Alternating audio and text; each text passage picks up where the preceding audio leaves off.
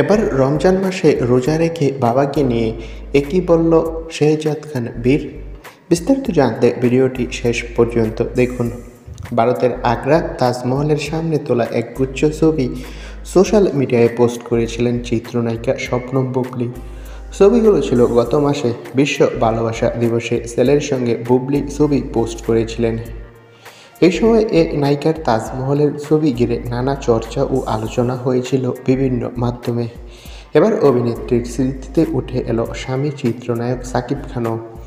তবে এবার রমজান মাসে নাকি রোজা রেখেছে সাকিব খান ও বুবলী দম্পতির সন্তান শেহজাদ খান বীর।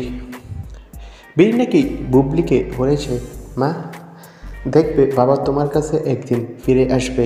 আর সেই সময় বুবলী নাকি বীরকে বলেছে, তোমার স্বপ্ন পূরণ হবে, তোমার স্বপ্ন পূরণ করার জন্য যা যা করা দরকার আমি তাই করব।